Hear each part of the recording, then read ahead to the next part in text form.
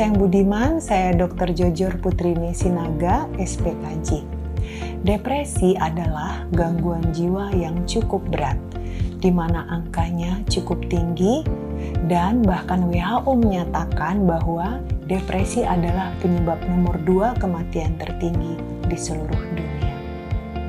60% wanita dan 25% pria pernah setidaknya mengalami 1 kali depresi dalam hidup mereka.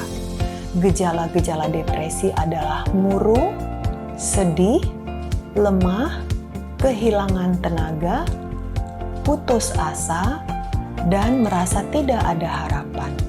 Juga sulit berkonsentrasi, merasa nyeri pada sebagian tubuh atau bahkan bisa pada seluruh tubuh, dan bisa bahkan sampai menyakiti diri sendiri atau bunuh diri.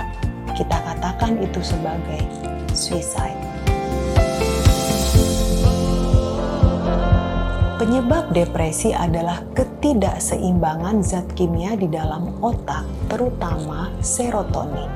Dan faktor lain adalah ketidakseimbangan hormonal. Pertama adalah trauma yang berat yang terjadi dalam kehidupan. Yang kedua, adanya kehilangan orang-orang yang dikasihi dalam hidup. Yang ketiga, adanya penyakit berat atau penyakit kronik. Bisa karena faktor ekonomi, bisa karena faktor kegemukan atau obesitas, dan bisa karena kecemasan yang berkepanjangan atau sifatnya kronik, dan karena faktor pola hidup yang tidak sehat, misalnya mengkonsumsi makanan yang tidak sehat dan kurang tidur.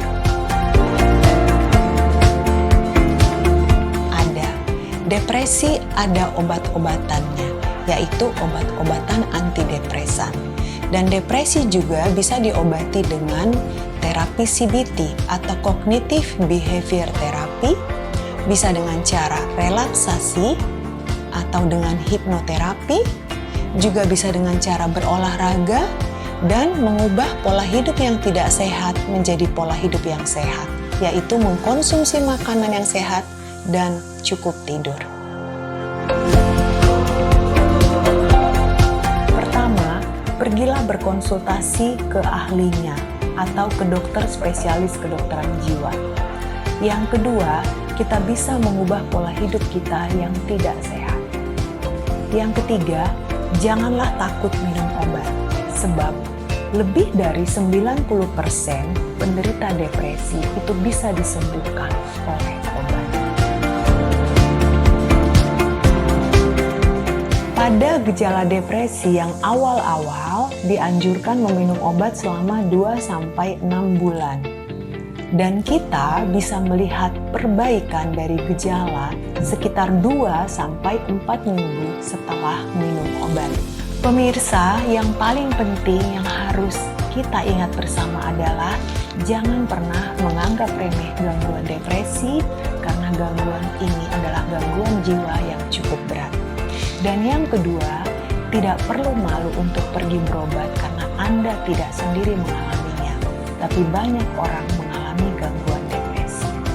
Yang ketiga, berusahalah untuk selalu hidup berbahagia atau bergembira dalam hidup Anda.